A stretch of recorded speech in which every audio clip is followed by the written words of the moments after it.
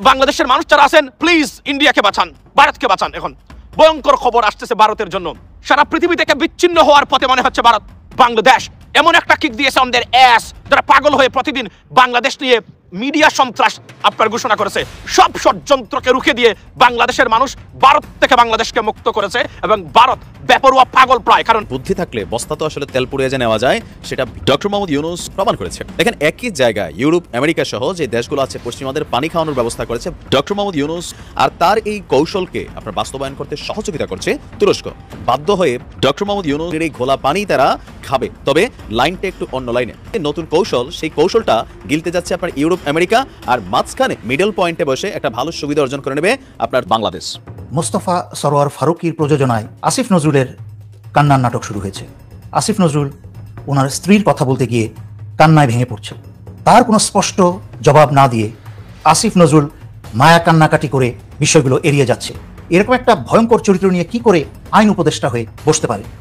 Multirole combat aircraft এবং attack helicopter সহ অন্যান্য প্রয়োজনীয় সরঞ্জামাদি দ্রুত অন্তর্ভুক্তির জন্য আমাদের জোরদার প্রচেষ্টা অব্যাহত রয়েছে। দক্ষিণ এশিয়ার আকাশে নতুন এক শক্তি উঠে আসতে চলেছে। বাংলাদেশের সামরিক সক্ষমতা নিয়ে যারা এতদিন প্রশ্ন তুলেছে, তারা এবার নিঃসন্দেহে চমকে উঠবে।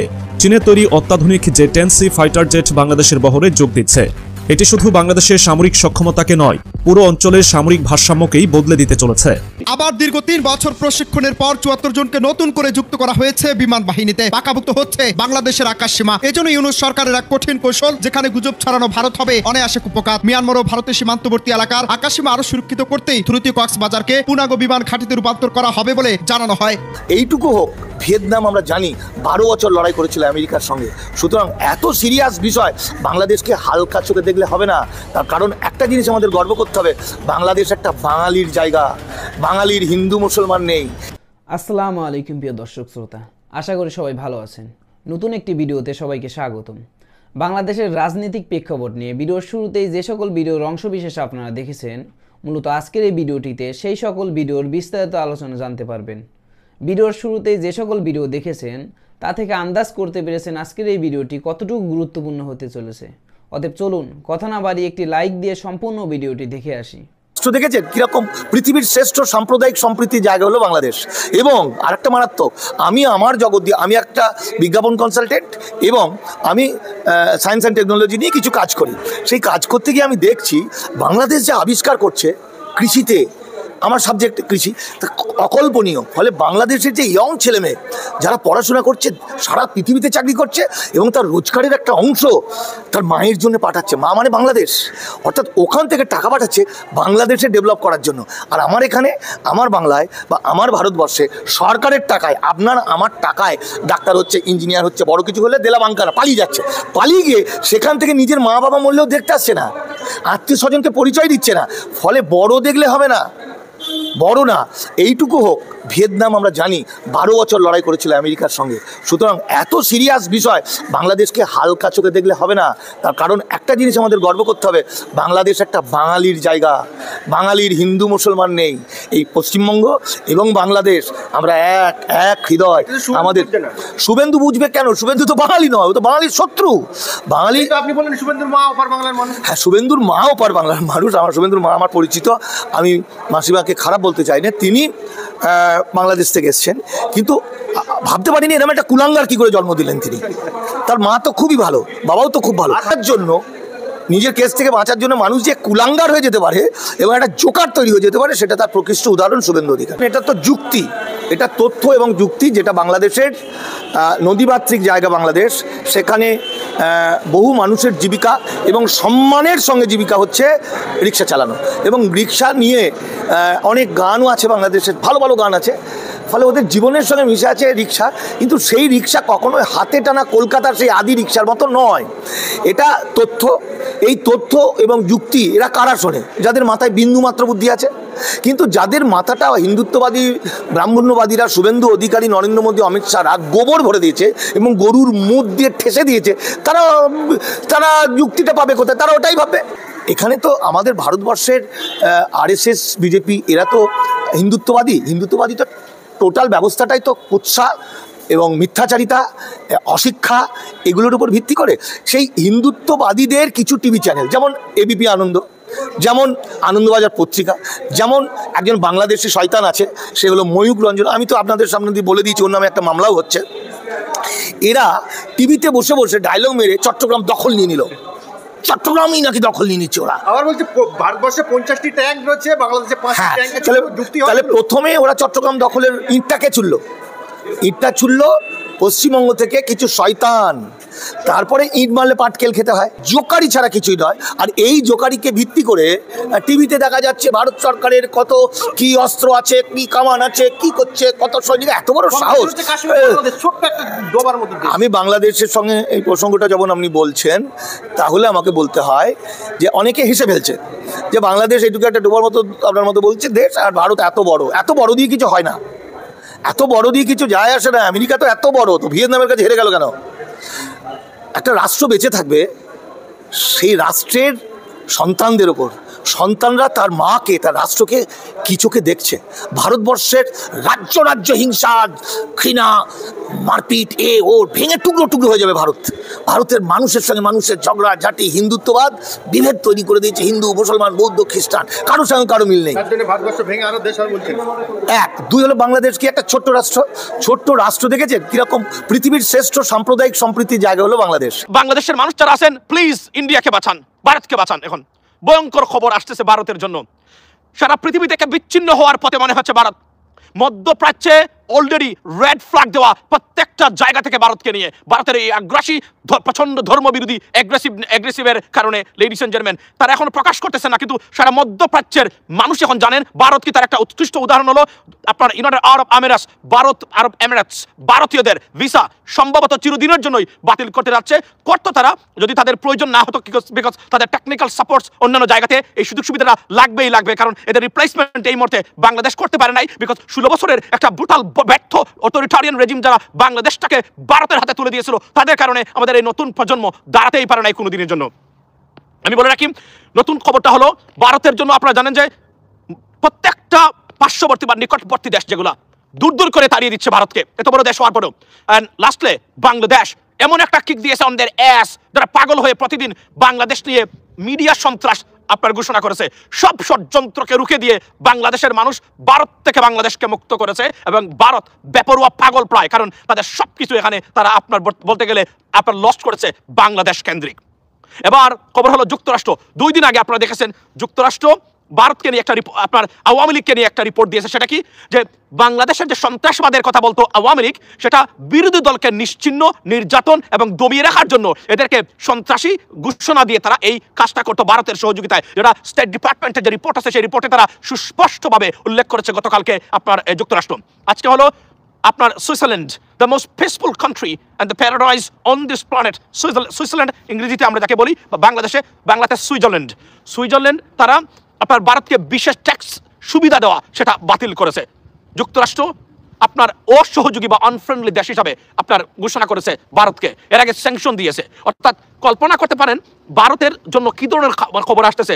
যুক্তরাষ্ট্র যেখানে ভারতকে বিভিন্নভাবে ব্র্যান্ডিং করে যাচ্ছে প্রত্যেকটা দেশ থেকে আপনার বিষয়ে, সেই জায়গাতে আমি মনে করি যে it's a bad news for India at the same time and the Awami regime.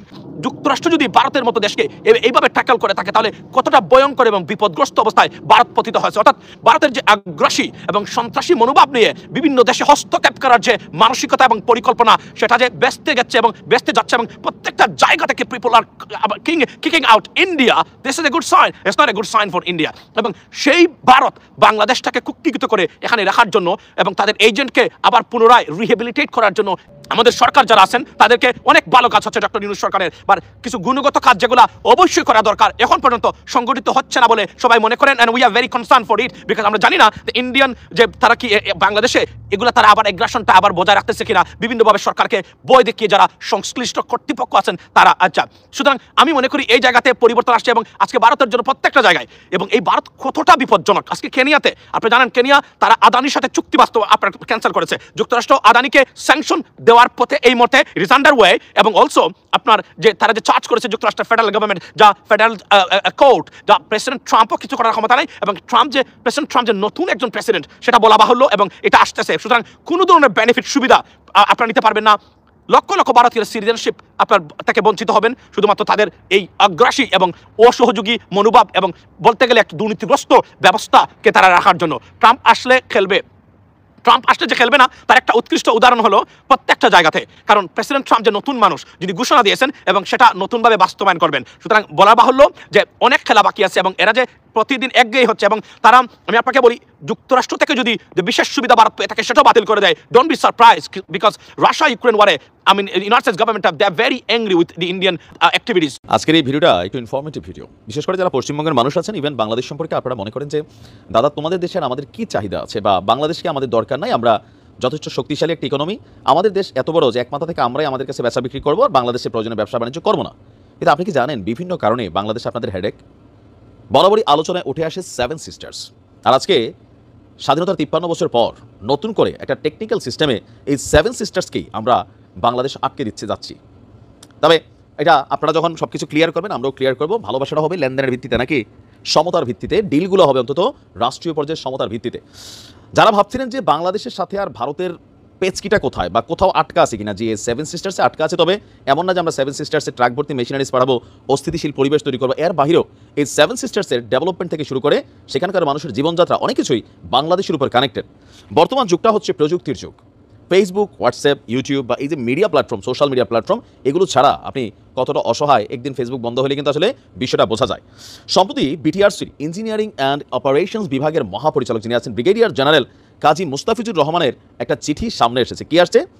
ভারতের টেলিকম অপারেটর ভারতী এয়ারটেল, মানে এয়ারটেলের সঙ্গে মিলে আমাদের বাংলাদেশের একটা প্রতিষ্ঠান সামিট এবং হচ্ছে ফাইবার অ্যাট হোম, এই দুইটা কোম্পানি মিলে একটা চুক্তি করেছিল। কি এই চুক্তিটা হচ্ছে বাংলাদেশ থেকে আমরা যদি দেখি একটু, আসাম, ত্রিপুরা সহ ভারতের উত্তর পূর্বাঞ্চলে যে 7 রাজ্য, সেই 7 রাজ্য থেকে চেন্নাই সাবমেরিন কেবল ল্যান্ডিং স্টেশনের দূরত্ব যেটা আছে সেটা হচ্ছে 5500 কিলোমিটার।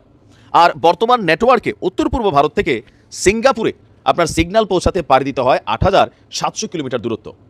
এতে সময় লাগে 87 মিলি সেকেন্ড। কিন্তু বাংলাদেশের ভেতর দিয়ে ভারতের এই যদি ব্যান্ডউইথ নিতে পারে তাহলে সিঙ্গাপুর পর্যন্ত দূরত্ব কমে 3700 কিলোমিটার। ল্যাটেন্সি বা সময় কমবে প্রায় 37 মিলি সেকেন্ড।